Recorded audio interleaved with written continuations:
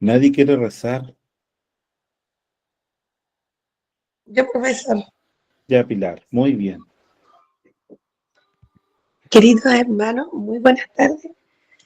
Buenas tardes. Queridos hermanos, muy buenas tardes. Nos ponemos en presencia del Señor. En el nombre del Padre, del Hijo, del Espíritu Santo. Amén. Amén. El día de hoy, el Señor nos invita a través de este curso a tener más sensibilidad, a conocer su palabra, el gran amor por nosotros. También al conocer los documentos conciliares, también nos invita a nosotros también conocer cómo se va gestando la vida de Jesús en nuestra vida. Nosotros también nos invita también a no quedarnos solamente con lo básico, sino ir aprendiendo más para ir compartiendo esta información con los demás. Así que el día de hoy le pedimos al Señor que con su Espíritu Santo abra nuestro corazón, nuestra mente, para que esto que Él nos está regalando a nosotros podamos proyectarlo a los demás. Con su ayuda, con su gracia y su poder, le pedimos a todos los que estamos reunidos aquí hoy en su presencia, como dice en Romanos, donde hay más de 2 reunidos en su nombre. En medio de ustedes, ahí estoy yo, para que envíe su gracia y su poder junto a sus ángeles y arcángeles a cada uno de nuestros hogares, para poder hacer de nuestra vida una bendición para los demás que nos necesitan de distintas formas, poder llevar su luz, su gran amor.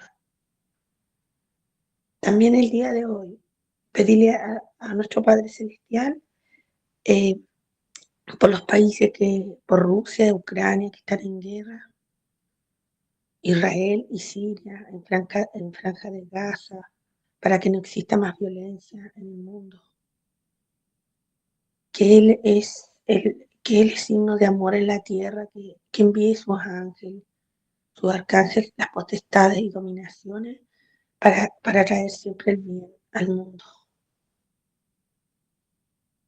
El día de hoy también, Padre Celestial, queremos pedirte por cada uno de nosotros reunidos en tu nombre, que tu espíritu se quede para siempre en nosotros, que tu fuerza, tu poder siempre nos acompañe en cada misión que cada uno de nosotros hacemos en nuestras parroquias, en nuestras capillas, en los colegios, en distintos lugares, porque cada uno de nosotros también somos un pequeño templo donde nosotros estamos, ser bendición para los demás. Nos ponemos en la presencia, ya estamos a pocos días de iniciar el mes de María, vamos a hacer 3 Ave María a nuestra Madre Celestial para que ella nos entregue los valores que son la humildad, la caridad y el amor.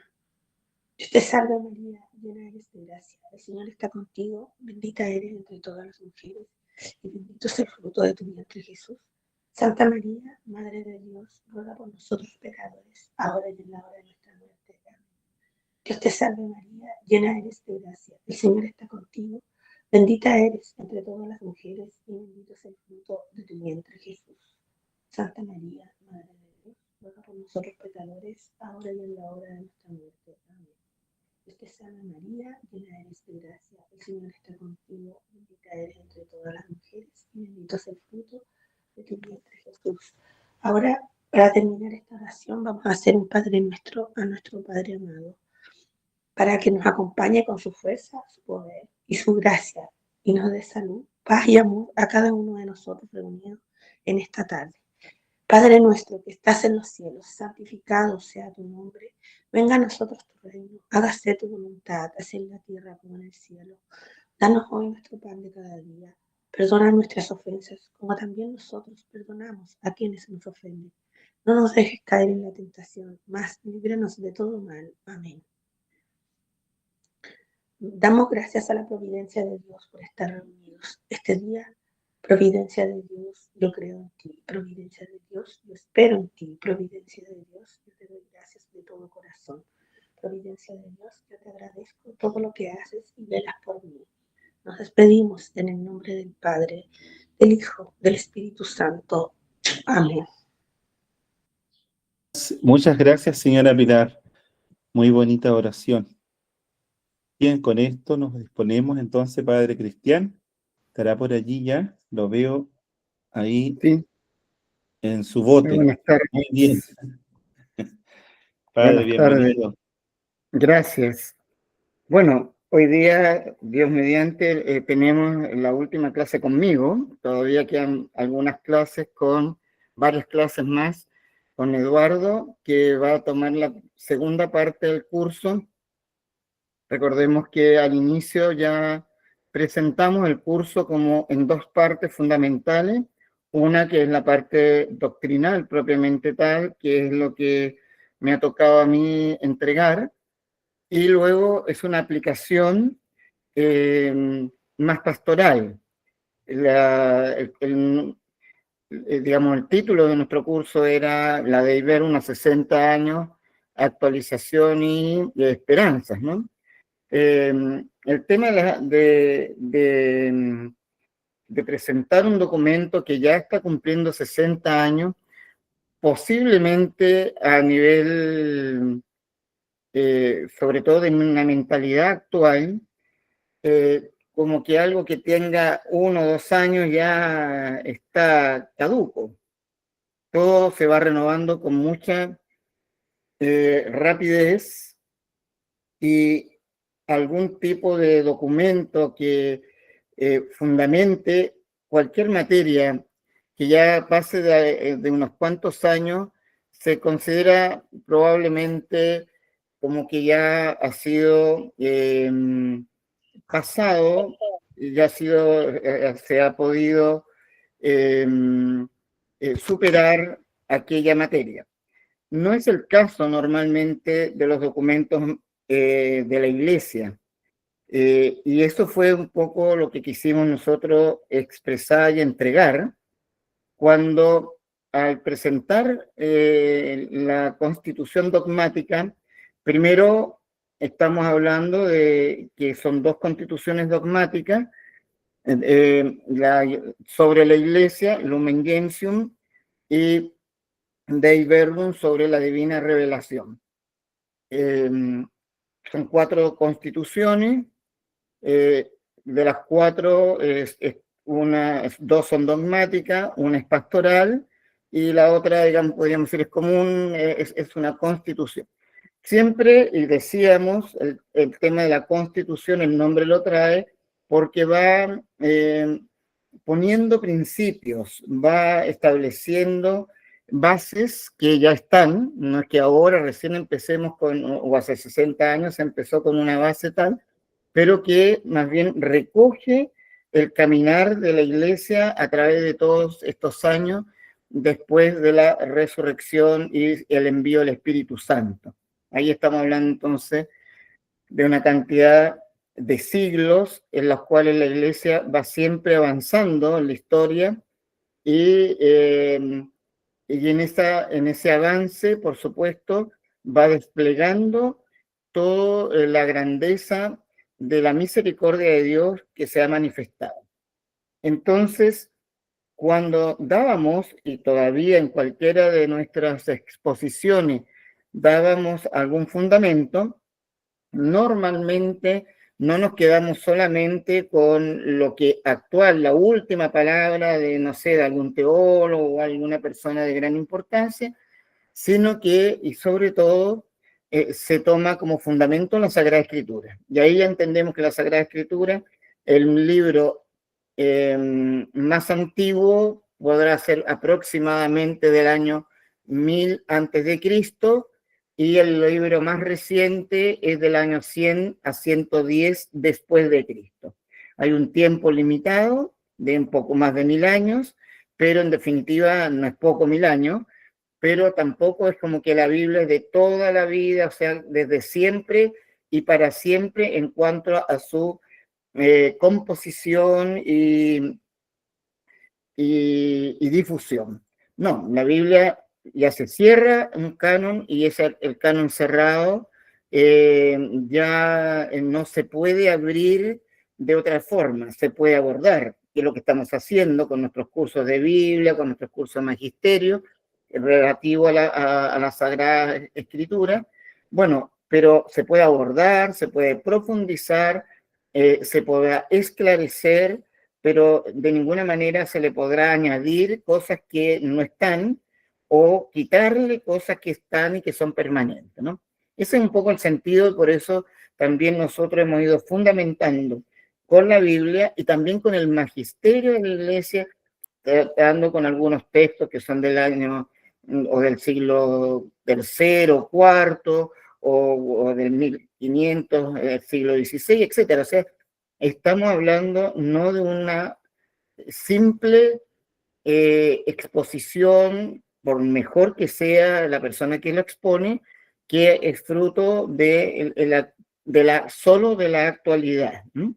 Así que, bueno, eso ha sido nuestro curso, tratando de dar herramientas, esta parte del curso tratando de dar herramientas, de modo que uno pueda abordar ya la Sagrada Escritura, que hicimos el curso sobre la introducción a la Sagrada Escritura en los meses anteriores, y ahora esta constitución que está directamente relacionada porque es la constitución dogmática sobre la divina revelación. Y una de las fuentes de la revelación es la Sagrada Escritura, la tradición y la Sagrada Escritura. Bien, como ya hemos hecho la síntesis la semana pasada o el lunes pasado, la idea de mi último encuentro con ustedes en este curso era estar abierto a las preguntas que pueden haber quedado durante todo el tiempo o durante nuestras exposiciones, y que en virtud de los horarios y del respeto también a esos horarios y a los tiempos de todos y cada uno de nosotros, a veces podrían haber quedado preguntas sin responder o preguntas que no se pudieron formular simplemente.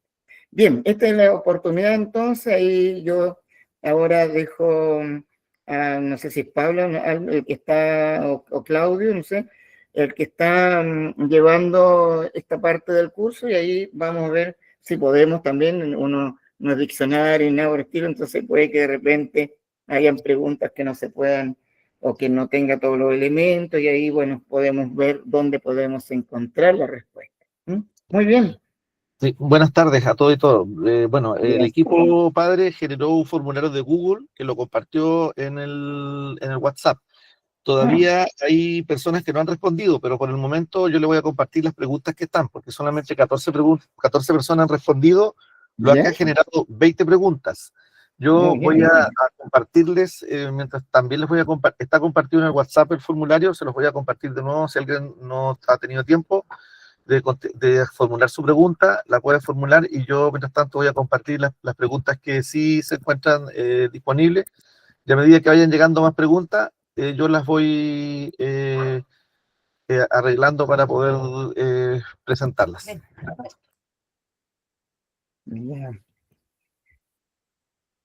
¿Es un WhatsApp especial de Dave Verbum que tienen o...? Porque yo parece que no estoy en ese WhatsApp, me da la impresión. Ya. Perfecto, padre. Mire, acá están las preguntas que ¿cómo se llama? Se formularon. Bien, correcto. Los son 20 preguntas, 19 preguntas, perdón, más un agradecimiento que dice por el momento nada, solo agradecer porque he aprendido cosas y en otras he profundizado, gracias a cada uno que ha aportado para que el curso sea exitoso y interesante. Ese es un participante del curso. La pregunta se formula: ¿qué nos quiere enseñar la encíclica Dei Verbum? ¿Por qué? La pregunta 2, ¿por qué la revelación se considera un acto de amor y no solo de comunicación? ¿Qué significa que Cristo es la plenitud de la revelación? ¿A qué se refiere con la obediencia a la fe en el capítulo 1, número 5? ¿Qué dice el Dei Verbum 12 respecto a la interpretación de la Escritura? La Sagrada Tradición y la Sagrada Escritura constituyen un solo depósito sagrado de la palabra de Dios. ¿A qué se refiere el término depósito del capítulo 2, número 10? ¿Cómo se relaciona la tradición y escritura? ¿Qué papel tiene el magisterio en la interpretación bíblica? ¿Por qué la Iglesia venera la Escritura como el cuerpo del Señor? ¿Qué importancia tiene el Antiguo Testamento para los cristianos? Dei Verbum nos anima a escuchar la palabra de Dios en nuestra vida. ¿Cómo podemos reconocer hoy en día la voz de Dios en medio de tantas ocupaciones y distracciones? ¿Cómo podemos reconocer hoy la presencia de esta revelación en nuestra vida diaria? ¿De qué forma puede explicarse hoy en día el mensaje de Dave Bergman a la fe, a la vida de fe personal y comunitaria? La tradición y la escritura son un solo depósito de la palabra de Dios. ¿Cómo podemos como comunidad vivir esa unidad para fortalecer nuestra fe y acompañarnos mutuamente? ¿Cómo mantener la fidelidad a la doctrina de la Iglesia en las meditaciones y la lección divina, tomando como referencia la Constitución dogmática de Verbum? La palabra economía del capítulo 4, número 15, ¿cuál es su significado en este contexto? Siendo una constitución del Concilio Vaticano II, ¿es la más importante? ¿Por qué nos dieron a conocer David Bergman? ¿Por qué no nos dieron a conocer David Bergman en años anteriores en nuestra catequesis o cursos de formación? Y una pregunta general, ¿habrá más cursos como este? ¿Hará más cursos acerca de los textos conciliares? Ahí estas son todas las preguntas formuladas, padre, y usted puede elegir Perfecto. empezar. Bien, a ver, es claro que por un tema de tiempo, por supuesto, no vamos a responder todas las preguntas, que son muchas. Si sacamos la cuenta que tenemos menos de una hora, no alcanzaríamos a dar 2 minutos por pregunta, una cosa así, bien, de respuesta. Pero sí hay que aclarar algunos puntos. Yo trataría a lo mejor de profundizar en algunas de las preguntas. Una, aclarando algunos conceptos. Segundo, hay preguntas que son muy interesantes, pero me llama la atención. ¿En qué sentido? Que son parte del curso que yo ya di. Entonces, la pregunta, la idea es más bien en qué podemos profundizar, pero cuando me preguntan lo mismo que yo planteé como curso, la pregunta sería para mí, no les quedó claro a lo mejor, porque si me vuelven a preguntar lo mismo es porque no les quedó claro, ¿me entienden?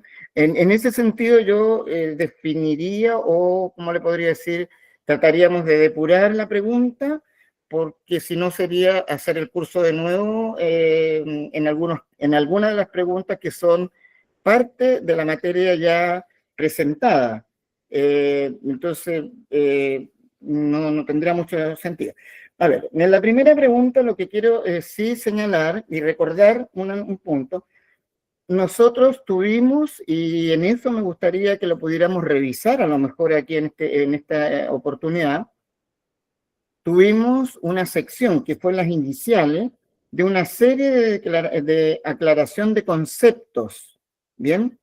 Y en esa serie de aclaración de conceptos, a lo mejor Claudio podría ayudarnos en eso cuando son en las primeras, ahora no tengo claro si fue la primera o la segunda clase, en la cual se fueron aclarando ciertos conceptos, tanto términos como conceptos para poder definir lo que estamos tratando como tema. Bien, en este sentido, lo que yo quisiera aclarar en la primera pregunta que dice, ¿qué nos quiere enseñar la encíclica Dei Verbum? Bueno, la Dei Verbum no es una encíclica, esto es lo primero que podríamos decir. Y ahí entonces tenemos que ir a nuestro vocabulario que fue entregado precisamente con este fin para poder ser precisos a la hora que abordamos los documentos magisteriales. Cada documento magisterial tiene también ciertas clasificaciones y calificaciones en el orden de la importancia que tienen, y también lo obligante, podríamos decir, cómo se presentan. Puede ser un documento en el cual a lo mejor se nos abre una perspectiva sobre un punto en el que se enseña, y hay otros que a lo mejor en un grado menor simplemente lo que está abordando desde una perspectiva un cierto tema, ¿bien?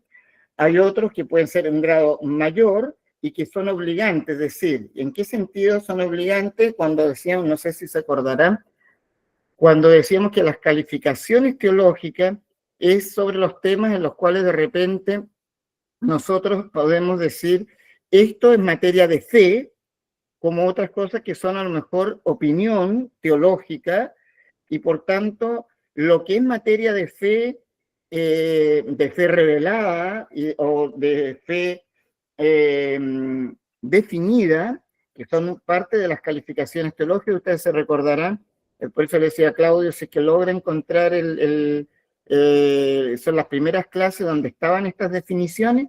Entonces yo lo primero que haría a la pregunta, es claro que nos quiere enseñar la constitución dogmática del Verbum.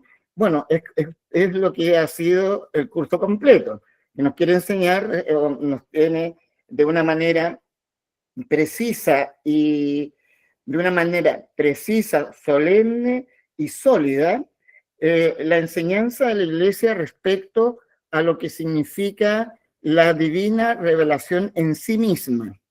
Y esto, y sus fuentes. La divina revelación en sí misma, es decir, Dios se ha querido mostrar y no podríamos nosotros, recordemos, no podríamos nosotros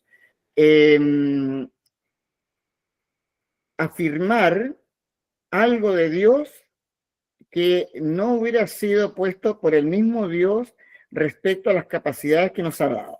Es decir, la constitución dogmática Dei Verbum sobre la divina revelación a nosotros nos introduce, y por eso es una constitución, porque fija principios estables, y luego es dogmática porque no porque haya definido un dogma nuevo o alguna controversia que la haya podido dirimir con un dogma, sino que se llama constitución dogmática porque fija principios estables y cuya materia es dogmática.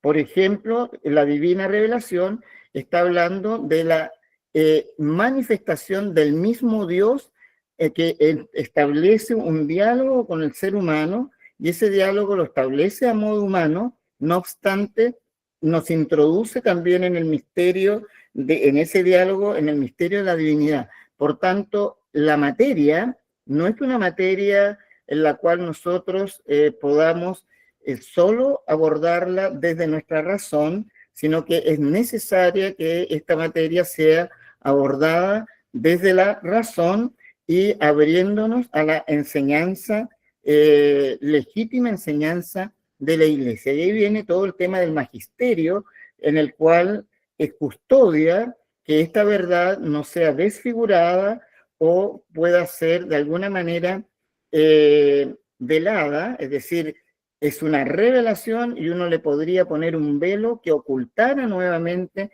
esa presencia de Dios por errores, y a esos errores nosotros le llamamos herejías. Aquí lo que teníamos sobre las calificaciones teológicas es solamente un recuerdo, que tienen que ver con valorar las proposiciones relativas a la fe con distintas graduación. O sea, no es lo mismo, volvemos a decir, una encíclica, por ejemplo, que una constitución. No es lo mismo a lo mejor una explicación o una aplicación incluso de algunas formas, ya sean litúrgicas, jurídicas, bíblicas o teológicas. No es lo mismo que ir, por ejemplo, al centro del dogma. Vamos a poner algunos ejemplos respecto a esto. Por ejemplo, si nosotros tratamos, y eso yo lo dije el otro día porque es así, las apariciones que están legitimadas en la Iglesia de la Santísima Virgen, de los santos e incluso del mismo Jesús, a personas que se les ha manifestado de una manera mística. Eso nosotros no, cuando la Iglesia ha definido que efectivamente hay probabilidades muy ciertas de que ha ocurrido así y que no solamente se trata a lo mejor de la imaginación o de algo distinto a lo que podría ser una manifestación sobrenatural, eso tiene calificaciones teológicas de gran importancia, pero que no son obligantes al punto de, por ejemplo, si alguien, con cierto motivo, se entiende que no arbitrariamente, pero si alguien con un cierto motivo cree tener algunas consideraciones respecto, por ejemplo, a las apariciones de Lourdes o las apariciones de Fátima, por ejemplo, y dijera, en verdad que yo no creo mucho que la Virgen se haya parecido a Santa Bernardita Subirú, a lo mejor fueron ciertas, ¿cómo se puede ser? A lo mejor fueron ciertas Alucinaciones. alucinaciones, muy buena María Gracia, alucinaciones, a lo mejor lo que ella. Ya. Se le va a discutir teológicamente y se le va a decir, mira, la Iglesia ha definido esto y también nosotros también confiamos en esto. Ya se la define, pero ¿sabes qué? En definitiva, con todos los argumentos que ustedes me dan, no lo creo mucho. Ya. No le pasa nada a la persona, ¿entiende? Puede estar errada, pero no le pasa nada. Es decir, en cambio, si yo digo, ¿sabes que yo estoy dudando de la resurrección de Jesucristo? A lo mejor fue una cuestión simbólica, me dan todos los argumentos y yo me mantengo en eso, sí me pasa algo terrible, me excomulgan de la iglesia, ¿me entienden? Porque estamos frente a una verdad revelada y sancionada por el magisterio de la iglesia y por tanto es una verdad de fe dogmática, es decir, ha sido cerrada en un dogma de tal manera que se puede abordar, se puede analizar, pero no se puede contradecir o discutir su validez y su verdad, ¿no? Esos son los elementos que nosotros constantemente tenemos que tener claros, precisamente con el fin de evitar a lo mejor poner en un mismo plano lo que puede ser un documento de otro. Volvamos a la pregunta que estaba, porque para ahora ya aclarado el hecho de que estamos frente a una constitución dogmática y no a una encíclica. Una pregunta estaba ahí. Realice. No. Ya. Entonces, por tanto, simplemente lo cerraríamos en el sentido que ¿qué quiere enseñar la Constitución Dei Verbum? Partiendo con el proemio que con eso comienza y por eso toma el nombre justamente de Dei Verbum en latín. La palabra de Dios la escucha con devoción y la proclama con valentía el Santo Concilio. Obedeciendo aquellas palabras de Juan, os anunciamos la vida eterna que estaba junto al Padre y se nos manifestó. Ahí está citando a primera de Juan 1, 2, 3. La palabra de Dios que estaba junto al Padre y se nos manifestó. San Juan en esto es súper claro. Lo que hemos oído, lo que hemos visto, os lo anunciamos para que también vosotros viváis en esta unión nuestra que nos une con el Padre y con su Hijo Jesucristo.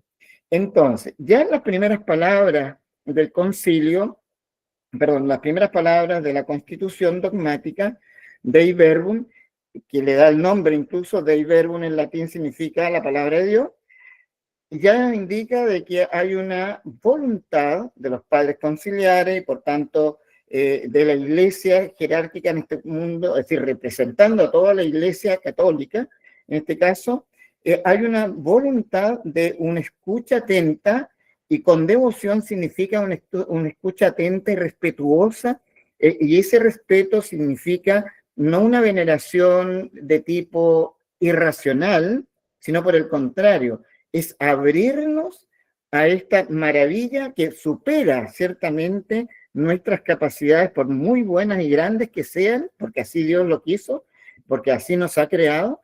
Sin embargo, supera nuestra capacidad y Dios se nos ha revelado. En dos fuentes aparece esta revelación, una única revelación que se transmite a través de dos fuentes, la tradición y la palabra de Dios, la Sagrada Escritura.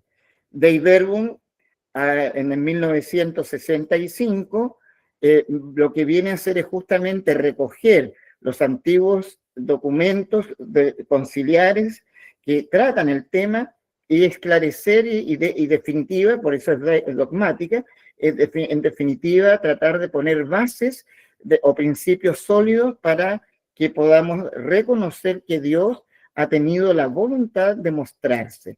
En la plenitud de los tiempos hay varios textos, por ejemplo, está en Hebreos cuando dice que Dios habló de muchas formas y en la plenitud del tiempo nos habló a través de su Hijo, por ejemplo, ¿no? Hay varios textos en los cuales Dios ha manifestado dándose a conocer. Bien, y yo me imagino que puedo estar ya la pregunta respondida. Si no es así, entonces lo que hay que volver a ver para ver qué punto habría que profundizar. Después dice, ¿por qué la relación se considera un acto de amor y no solo de comunicación? Eso yo tendría que preguntárselo a ustedes en el sentido de que es lo que hemos tratado de ver. Ahora, si nosotros vamos a Deuteronomio 7, 7:7, ¿ya? Usted va a Deuteronomio, Antiguo Testamento, Deuteronomio 7:7 ya habla sobre la elección.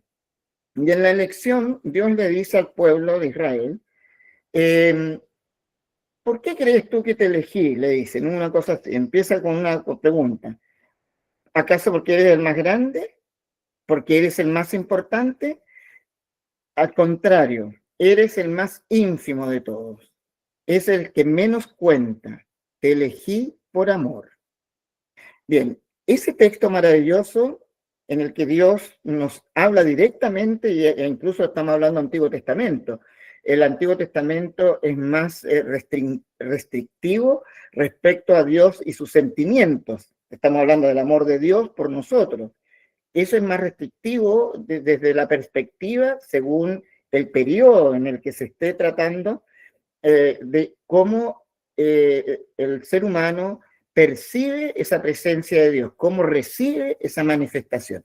Bueno, aquí está hablando de la elección, pero ya en la elección está implícita la voluntad de Dios de mostrarse, porque Dios es creador de todos los pueblos, de todos, ¿cierto? Dios es creador de todo, digamos de todo, no solo de todos los pueblos, es creador de todo. La creación entera se le debe a Dios. Por tanto, todos los linajes y pueblos de la tierra son de Dios.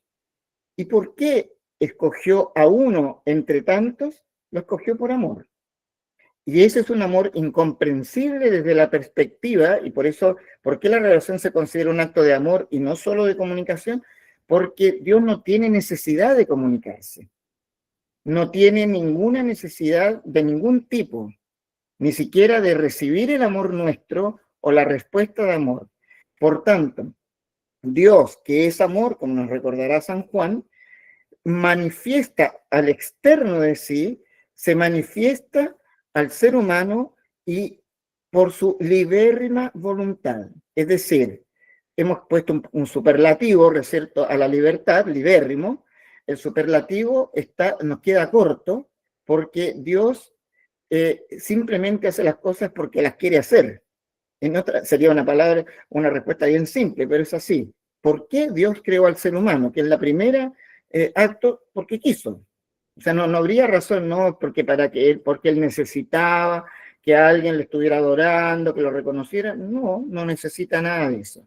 Es que necesitaba comunicar su amor, no porque es trino, trino, amor dado, amor recibido, amor compartido. No necesitaba.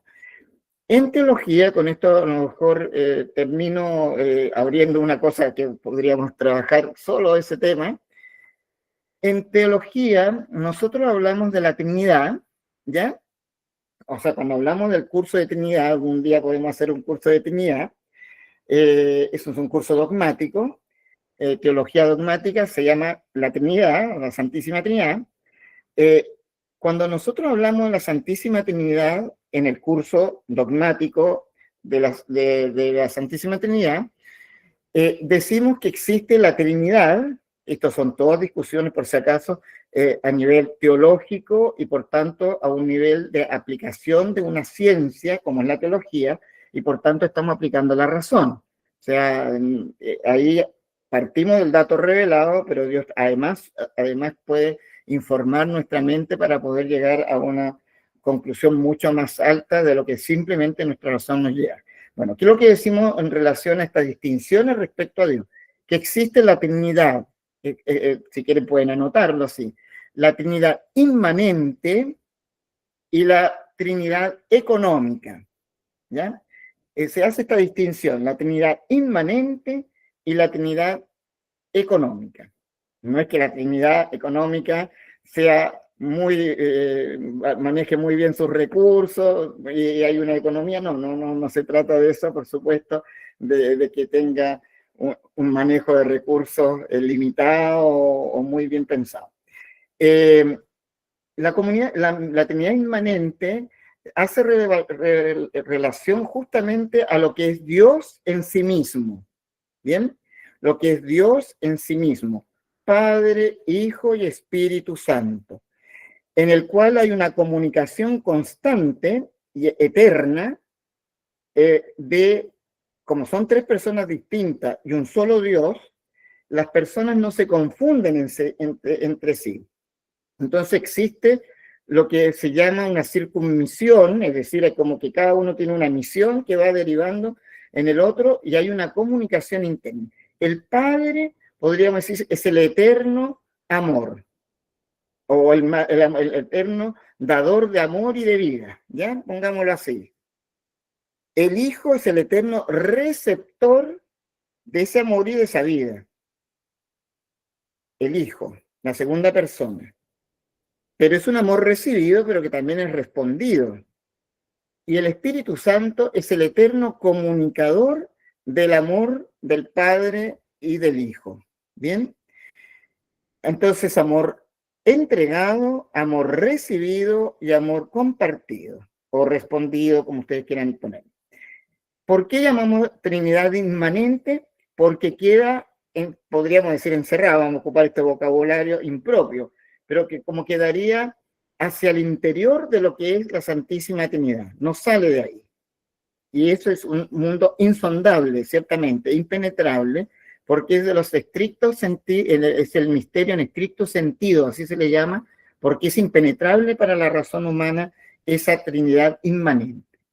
Pero Dios ha tenido la voluntad y el amor, por eso cuando dice, ¿por qué la revelación se considera un acto de amor? Bueno, perfectamente, porque el amor, en este caso, que Dios tiene, hace que salga de sí mismo. Y ahí entonces empieza lo que llamamos la Trinidad económica, porque la palabra economía significa distribución, ¿no? Un economo o la economía en sí misma tiene que ver con la distribución de bienes, por ejemplo. Por tanto, Dios se distribuye, se comunica, y en esa comunicación va a mostrarse algo de lo que es al interior. Y por eso podemos saber, por la revelación dada en Jesucristo, que ahí viene después la tercera respuesta, en Jesucristo es que nosotros podemos saber y abordar este misterio íntimo de Dios que bajo ningún punto de vista podríamos haber llegado solo con el ejercicio de nuestra razón. Si sabemos en este momento que Dios es uno y trino, es porque Dios lo quiso. Si Dios no hubiera querido revelarse, si Dios no hubiera querido comunicarse, es decir, la Trinidad económica, la que se comunica, y el Espíritu Santo, de hecho, es como el encargado de hacer que esa comunicación del Padre, el Hijo y el Espíritu Santo es el encargado de iluminar la mente, el corazón, de modo que podamos nosotros, insuficientes en cuanto a nuestra mentalidad, abordar un tema que simplemente nos sobrepasa de todo. Teilhard de Chardin, no, Pascal, y Teilhard de Chardin también en su época, estamos hablando de los años 1950, indicaba que la única realidad que supera el continente es justamente la encarnación de Jesucristo. Dice, Jesucristo se ha incrustado en la humanidad y lo hace de tal manera que en vez de destruir la humanidad, porque Jesucristo es Dios, por tanto, estamos hablando de la eternidad, lo supremo, lo sin límite, poniéndose en un límite humano. Nosotros somos finitos. pero es la única realidad que excediendo el contenedor,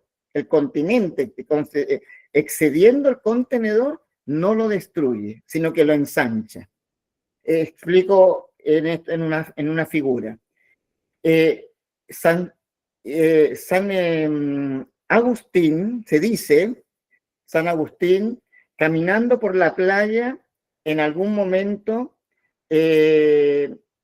pensando, San Agustín, gran pensador, hizo el tratado de Trinitatis, pensando, ¿cómo es esto de que Dios Padre, Hijo y Espíritu Santo, un solo Dios, tres personas distintas? ¿Cómo lo logro comprender? Y de repente veo un niñito que está jugando en la playa y con un baldecito pequeño tratando de echar el mar completo en ese hoyito, ¿no? Que obvio que, y ahí entendió San Agustín, según lo que se cuenta, bueno, tratar de comprender la Trinidad en definitiva va a ser como tratar de echar todo el mar en ese hoyito y con un baldecito de juego, ¿no?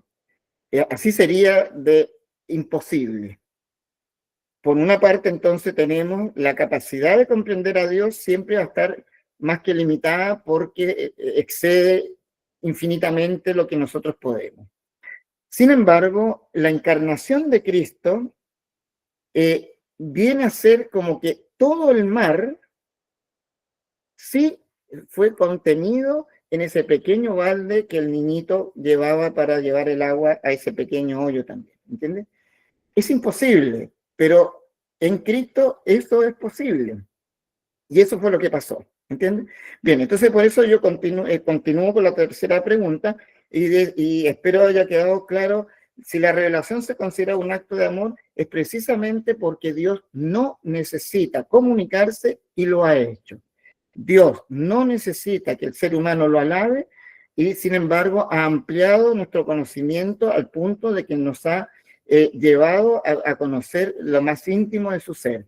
En esta Trinidad económica, además, esta Trinidad económica, esta Trinidad que se comunica, ¿cierto?, que se dispensa hacia nosotros, además pone en nosotros esa imagen y semejanza que nos va, recordemos Génesis 1:27, Dios hizo al ser humano de su imagen y semejanza, que nos viene a hacer reflejar en nosotros mismos los vestigios de aquella Trinidad. ¿Bien?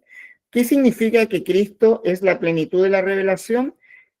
Significa que la revelación tiene un tiempo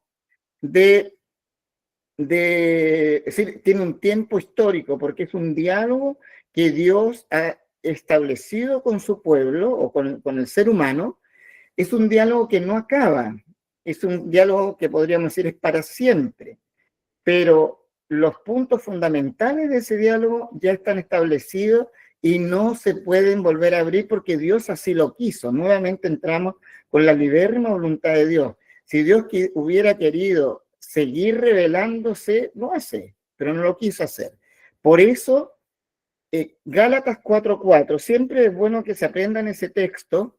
Gálatas 4:4 dice: llegando a la plenitud de los tiempos, Dios envió a su Hijo único, nacido de mujer, nacido bajo la ley.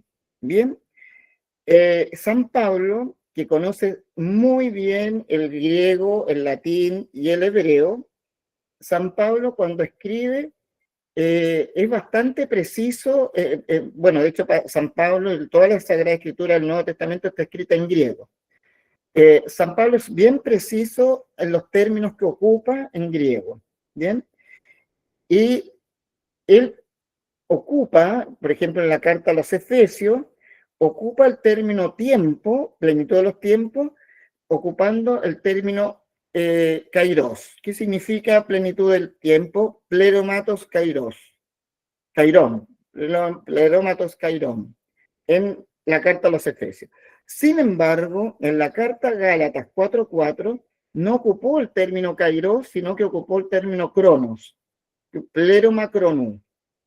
¿Qué significa esto que haya ocupado? ¿Simplemente porque es más bonita la palabra? No, San Pablo no ocupa palabras porque es más linda, porque es más preciso. El kairos es un tiempo, podríamos decir, es un tiempo como de un estado, es un tiempo vivencial, el Kairos. Es un tiempo de Dios, podríamos decir también, como que uno entra en el ámbito de Dios, desde la perspectiva bíblica. Mientras que Cronos es un tiempo histórico. La palabra crono hace alusión a la cronología propiamente tal, al devenir del tiempo que va marcando la historia. Por tanto, cuando Cristo viene, llegada la plenitud de los tiempos, y San Pablo dice, pleroma chronou, está indicando que en toda la historia de salvación llega un momento a un culmen. Y ese culmen es justamente la manifestación de Cristo que ha sido engendrado en las purísimas entrañas de la Santísima Virgen María, lo que es la encarnación, naciendo y asumiendo nuestra condición humana, al punto que, dos palabras que a lo mejor a ustedes les pueden salir complejas en algún otro momento, pónganlo en su vocabulario. Unión hipostática. No sé si han escuchado o han estudiado sobre el tema de la unión hipostática. Unión hipostática, con H, por si no conoce la palabra, y si no la conoce, regio, estupendo, mejor. Unión hipostática. Después pueden ir a Google o a cualquier parte y ver de qué se trata la unión hipostática. Yo se los digo así, muy simplemente. La unión hipostática hace relación a que Jesucristo es verdadero Dios y verdadero hombre. Totalmente Dios, totalmente hombre. Sin confusión, sin división. Engendrado y no creado. Son elementos de teología dogmática, de alta teología dogmática, ¿no? Por tanto, dan pie para cursos completos. Nosotros estamos resumiendo en esto. Unión hipostática significa que en una misma hipóstasis, que significa en una misma persona, en griego hipóstasis tiene que ver con la persona, en la persona de Jesús hay dos naturalezas, o es la persona de Jesús en dos naturalezas, la naturaleza divina y la naturaleza humana. Y cuando decimos que es totalmente humano y totalmente Dios, estamos también yendo en contra de ciertas herejías que en los primeros siglos trataron de explicar, se equivocaron, pero se mantuvieron en el error, y eso ya lo que los hace contumaces, porque si se equivocaron y luego rectificaron, bueno, estupendo. El tema es que ahí simplemente no hubo rectificación, y a eso se llama herejía. Que algunos trataron de explicar esto de que cómo es la Trinidad, uno, el trino, y luego cómo es que si Jesucristo es verdadero Dios, ¿cómo va a ser verdadero hombre también? Y entonces empieza a decir, no, lo que pasa es que en algún momento la segunda persona de la Trinidad, el Hijo, como que poseyó, pareció a una posesión demoníaca, pero en este caso una posesión divina, poseyó al hombre Cristo. Y ahí surge en el año 451, después de Cristo, en el concilio de Éfeso, cuando en el concilio de Éfeso se definió, y se celebra el día 1 de enero, la maternidad divina de la Santísima Virgen María. A lo mejor ustedes han escuchado hablar de la Theotokos y la Christotokos. Tokos es madre en griego. Entonces, la problemática era, ¿la Santísima Virgen María es madre de Cristo, de la parte humana de Cristo, que Cristo entonces está dividido, y no de la parte divina de Cristo? Eso es una herejía. Por tanto, la definición de Éfeso va a ser, del concilio de Éfeso, la definición del concilio de Éfeso va a ser, no, Jesucristo no tiene división, por tanto, la Virgen María es madre de Cristo y Cristo es Dios, por tanto es madre de Dios. ¿Dónde habría una herejía decir que la Virgen es madre del Padre o madre del Espíritu Santo? La Virgen María es madre del Hijo porque son tres personas distintas que no se confunden entre sí, pero que son de la misma naturaleza porque es un solo Dios y no tres dioses distintos. Por tanto, si la Virgen es madre de Jesucristo, es madre de Dios, la segunda persona de la Trinidad. ¿Mm? Bien, significa entonces, y con toda esta explicación que yo he dado, que cuando Cristo viene, la revelación está plenamente dada.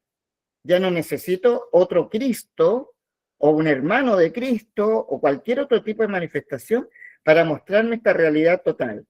Y que podemos desconocer un montón de cosas y que no vamos a lograr nunca conocerlas.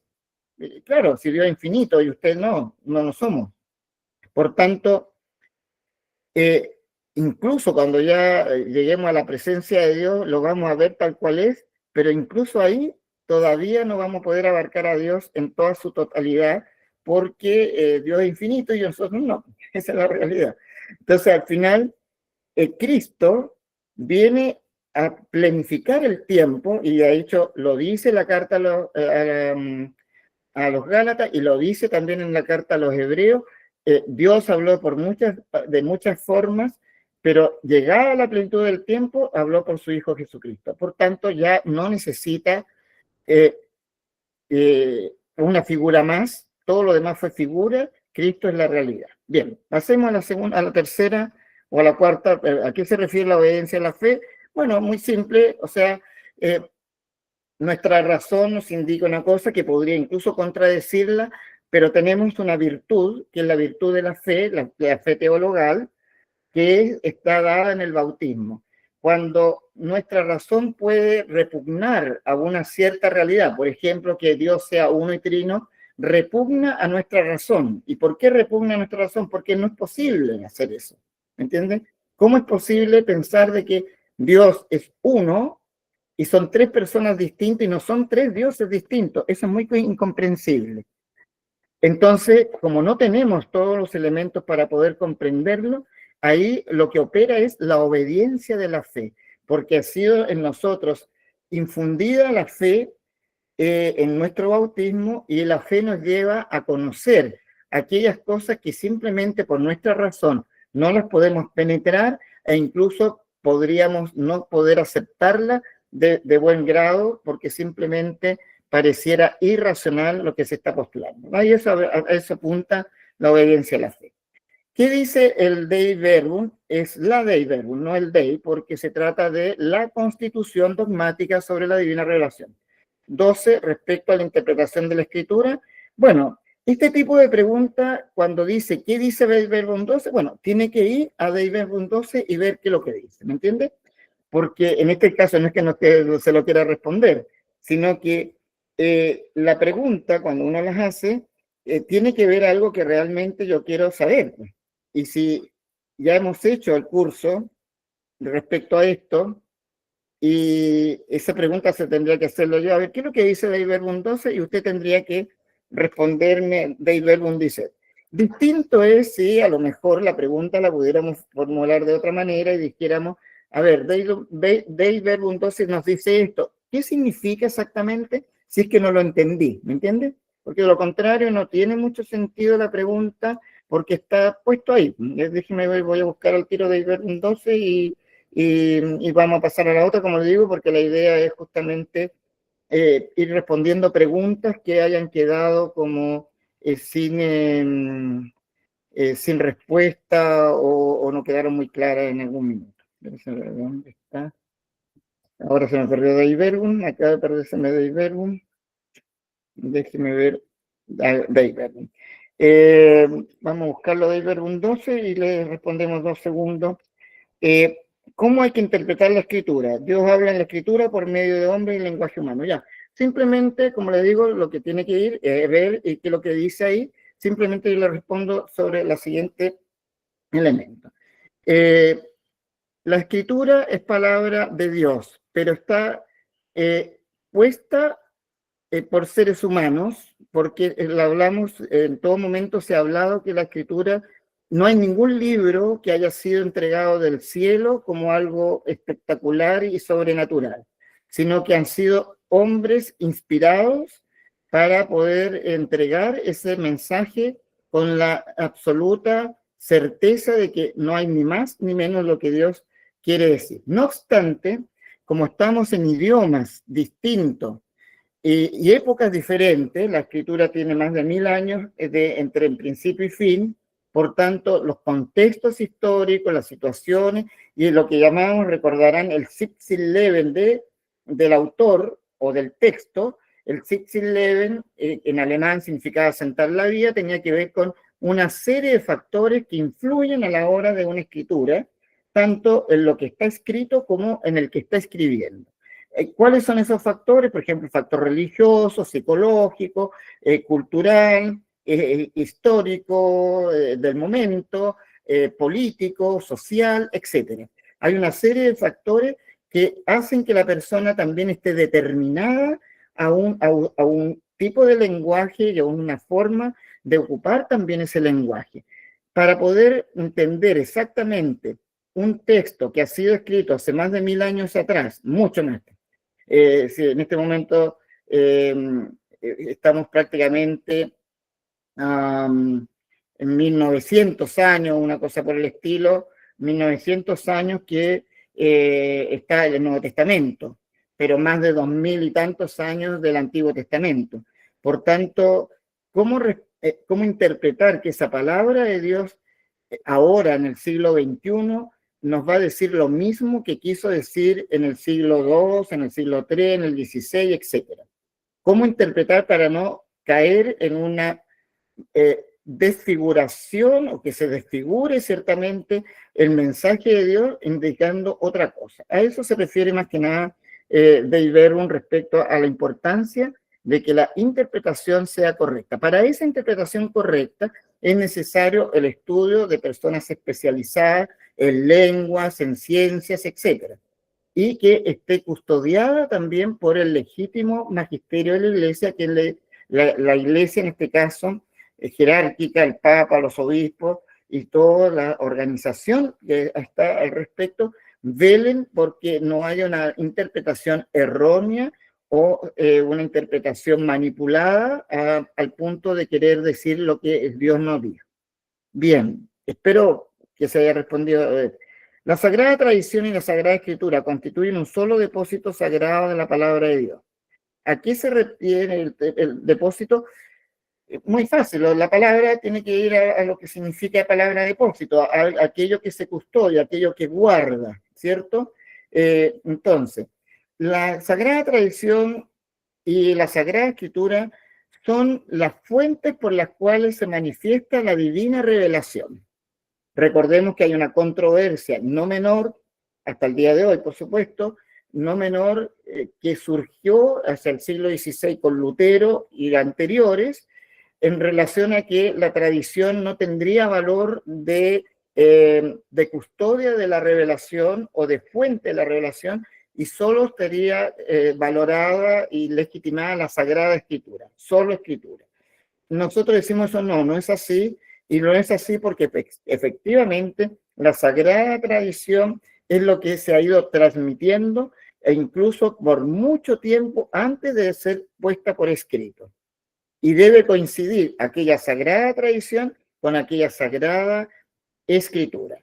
Ambas son la fuente en la que van a constituir, como dice ahí, el depósito de la fe, porque es por la cual nosotros obtenemos la autorrevelación de Dios, la revelación en sí misma. Por eso podemos creer efectivamente que la palabra de Dios contiene efectivamente la revelación que Dios ha querido decir. A eso se refiere con depósito, que tendría que ver con la misma palabra ocupada en el mismo sentido cuando uno hace un depósito, por ejemplo, en el banco, de algún bien valioso, muy, muy valioso. Puede ser dinero o puede ser joya o pueden ser otras cosas. Se pone en un depósito para justamente custodiarlo. Ese es el sentido. ¿Cómo se relaciona la tradición y la escritura? Bueno, eso ya está dicho. La escritura, de hecho, depende de la tradición, porque no hay constancia de que la escritura haya sido escrita directamente en el momento. O sea, la mayoría de los textos, cuando analizamos la mayoría de los textos que de la Sagrada Escritura, incluso cuando son los textos muy directos, como por ejemplo San Pablo, que escribe y lo firma incluso. San Pablo tiene 14 cartas, del Corpus Paulino hay 14 cartas del Corpus Paulino, de las cuales la 14 está cuestionada hace mucho tiempo que sea de Pablo, que es la carta a los hebreos, que se supone que fue más bien de otro discípulo llamado Apolo.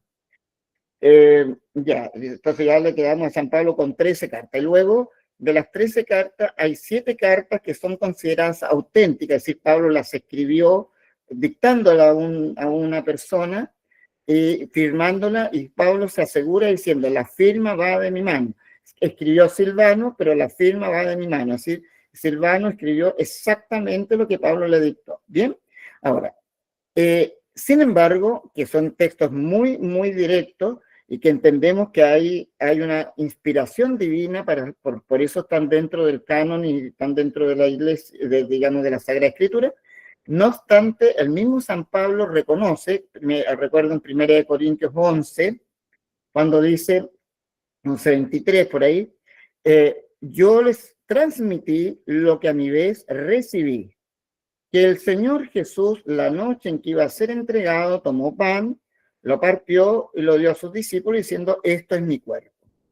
Y le voy a decir una cosa, no quiero profundizar más en el tema, pero que aquí hay un elemento fundamental, porque es el texto más antiguo que habla sobre la,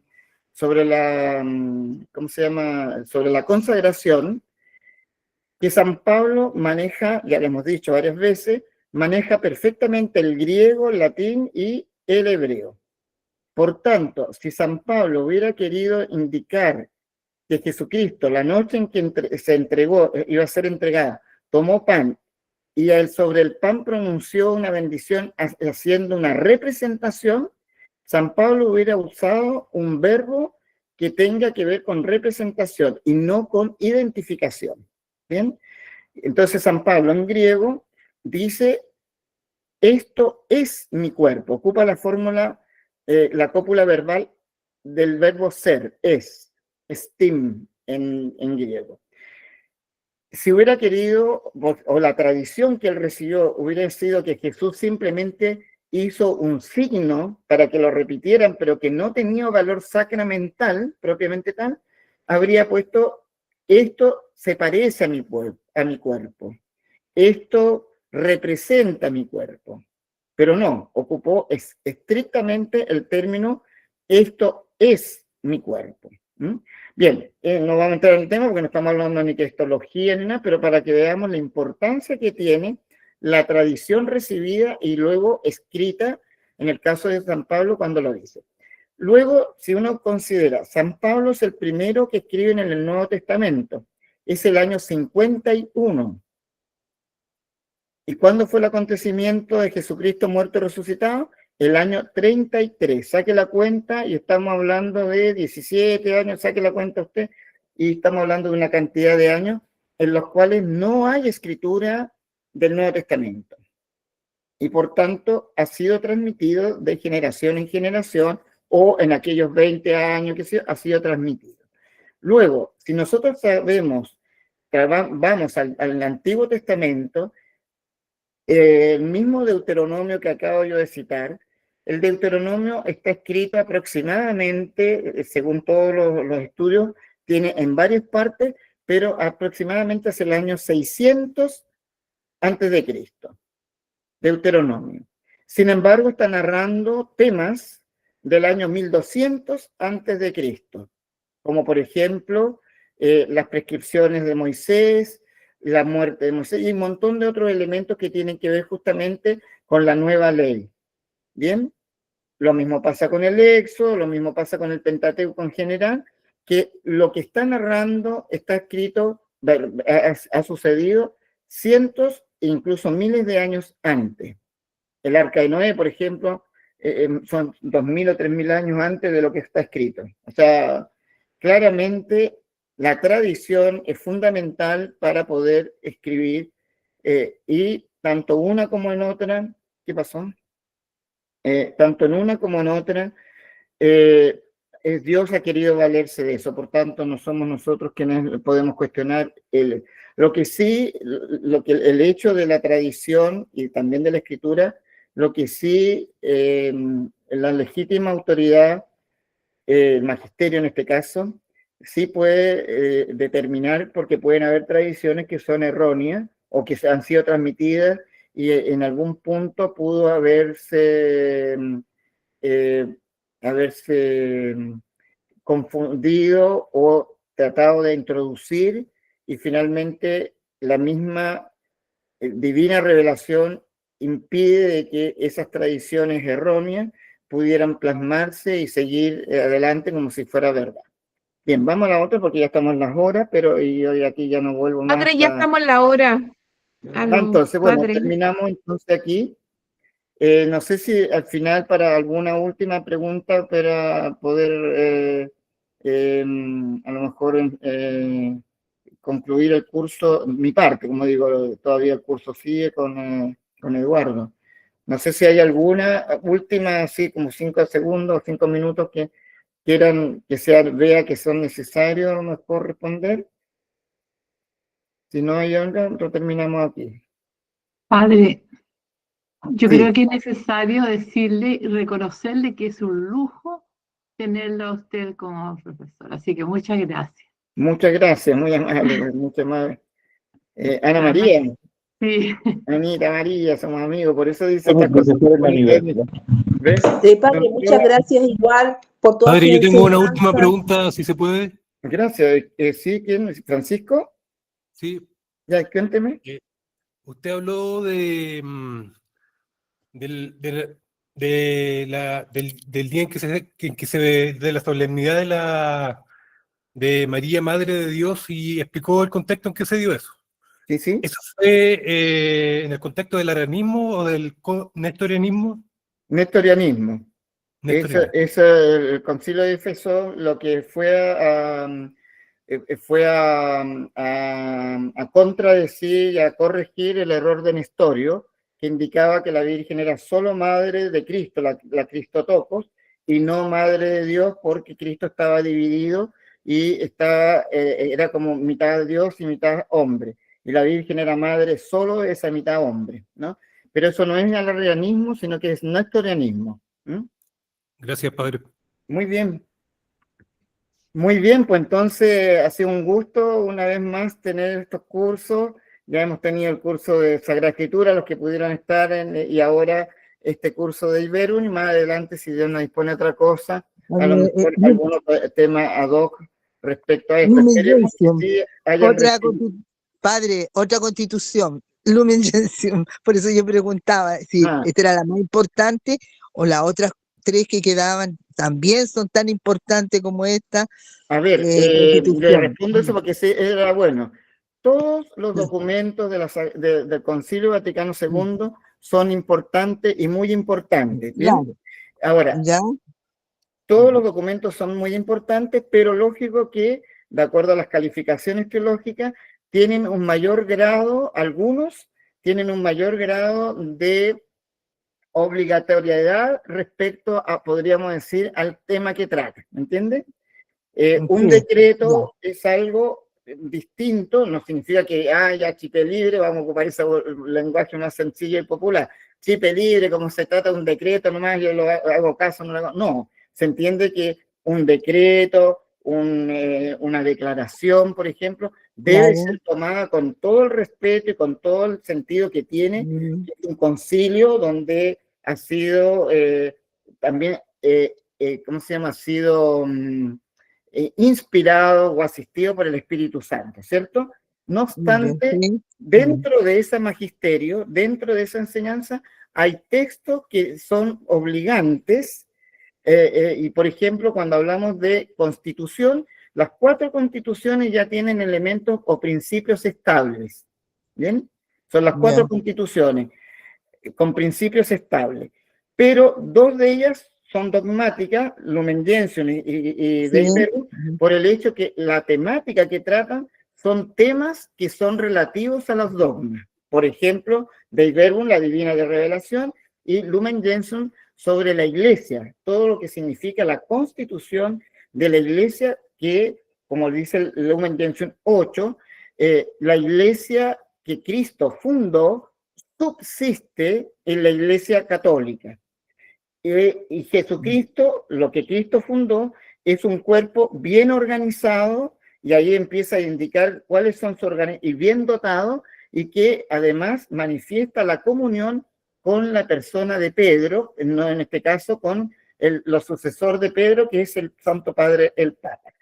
Eso es un tema dogmático, en el sentido de que si nosotros estamos, sea el Papa que sea, porque puede ser, el Papa a mí me gusta más, el Papa Juan Pablo II, eso todos tenemos derecho a que a uno nos caiga mejor que el otro, ¿no? No, me gustó el Papa Benedicto porque era muy serio, qué sé yo, ya. Muchas veces yo escuché ese tema, ni un problema, usted puede querer más al Papa Juan Pablo II y menos al Papa ¿cómo se llama? Benedicto XVI. Sin embargo, o al Papa Francisco, etcétera, o al Papa León. Sin embargo, lo que el Papa dice y la comunión que yo tengo con el Papa, más allá de una comunión afectiva, que yo lo quiero o no lo quiero, va a determinar mi catolicidad. Es decir, si yo católico digo, no, yo el Papa no, este Papa no me gusta, así que yo nada con él, está rompiendo su catolicidad y está quedando fuera de la Iglesia. Anatema sit, como dice Trento, significa que sea excomulgado. Es así. Muy bien. Ahí está, yo creo que llegamos. Así que después... gracias, Padre. Que estén muy bien, pues. Muy bien. Gracias, Padre, muy amable, gracias. Un minuto por teléfono. ¿Allá?